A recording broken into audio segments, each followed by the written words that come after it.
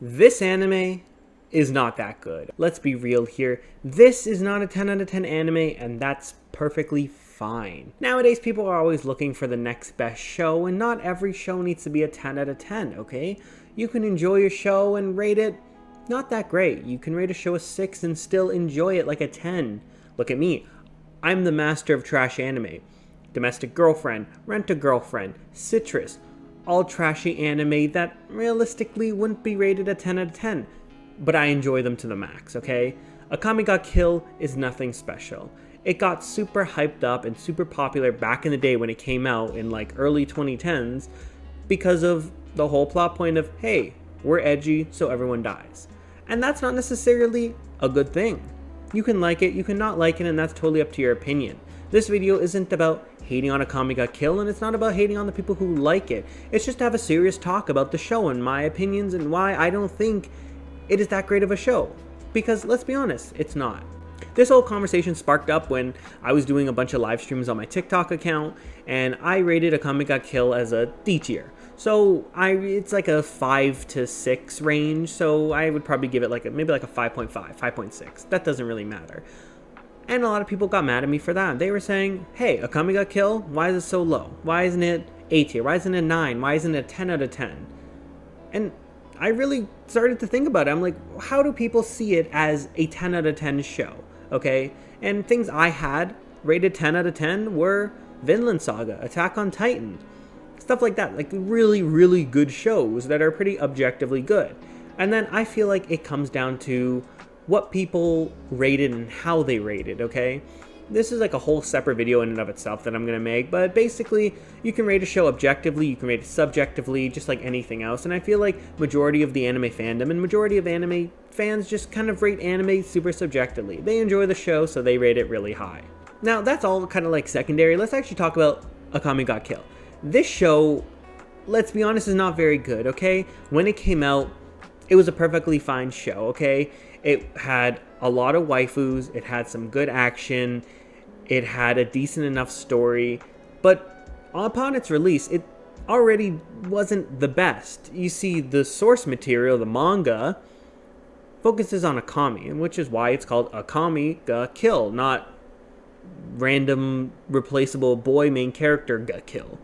And so the anime already starts off kind of deviating from the source material, focusing more on the kid instead of Akame, which I feel like is a bad thing, because Akame is a lot more of an interesting character. But let's kind of go through all the different points of Akame Ga Kill and kind of see where people could think it's good and where I believe it's bad.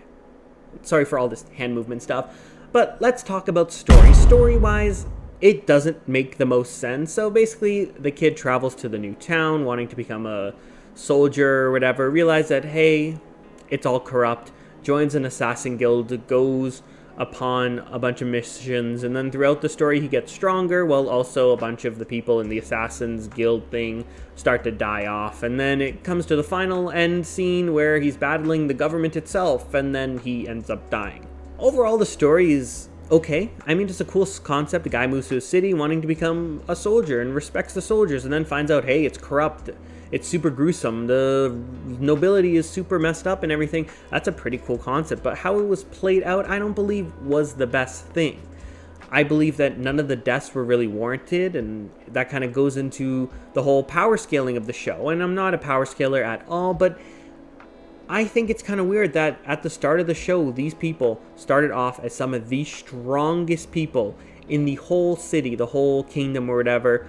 And then by the end, they were kind of getting bodied by randoms and this other side group that was just created. I also think the fight scenes, I mean, back maybe in 2012, 2014 when this came out, the fight scenes kind of looked decent back then. But in today's standards, and some people are watching this show today, I don't think it holds up at all, especially when you have things like Jujutsu Kaisen, Demon Slayer, Chainsaw Man, and I'm not a big fan of any of these shows, but they do look incredible, and Akame Ga Kill doesn't really hold up in that department. And even back then, you had things like Fate Zero, which came out in 2011. Ufotable was killing it back then. What, 13 years ago? That's insane, but anyway, so like the fights were fine. The fights looked okay enough. There was nothing special about the fights, but also it wasn't terrible. The story itself was okay.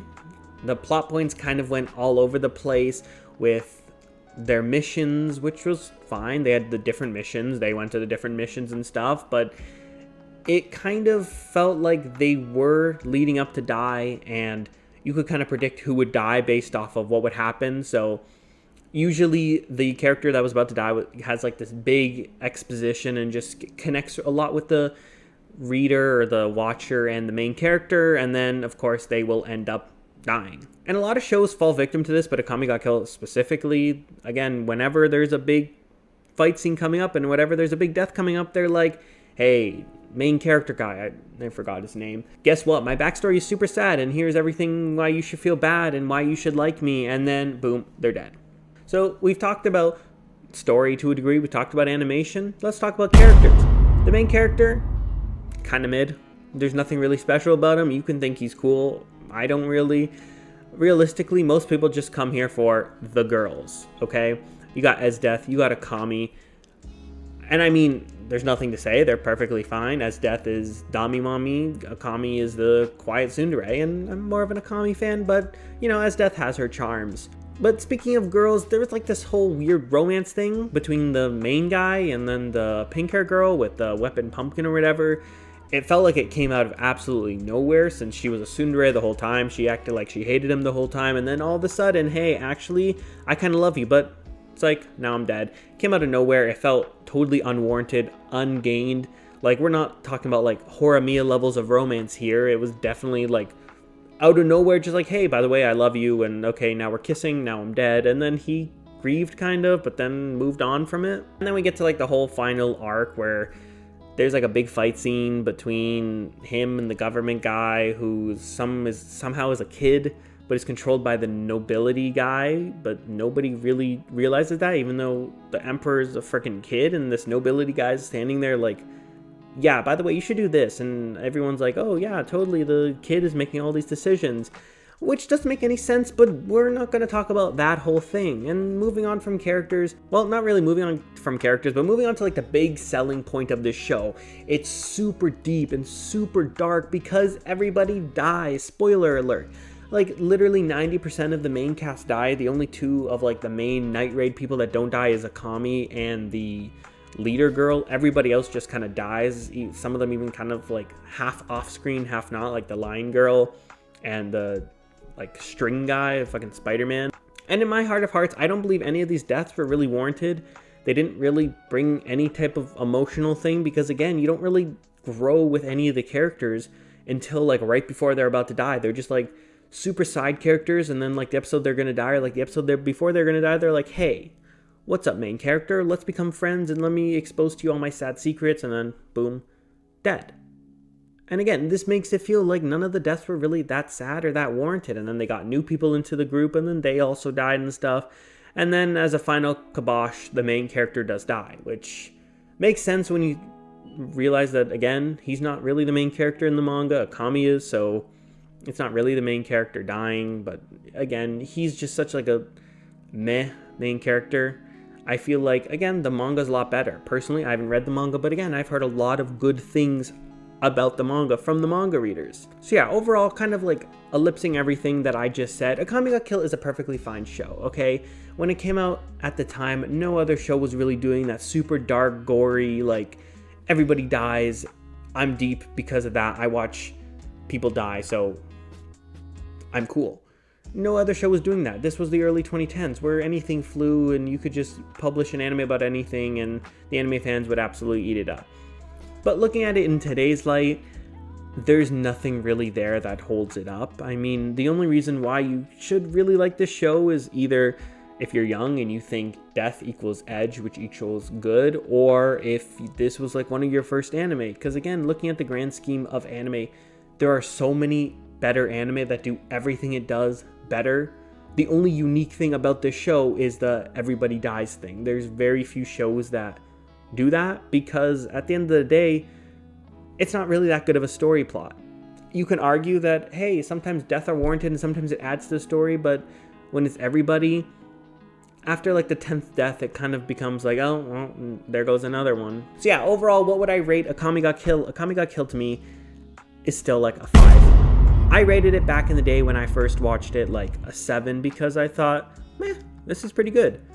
But then I watched more shows and I realized, hey, maybe it's not that good compared to shows like Vinland Saga, Attack on Titan, stuff like that. Stuff that I would rate a 10. This is like a 5, which again is perfectly fine. Okay, again, not every show needs to be a 10 out of 10 masterpiece.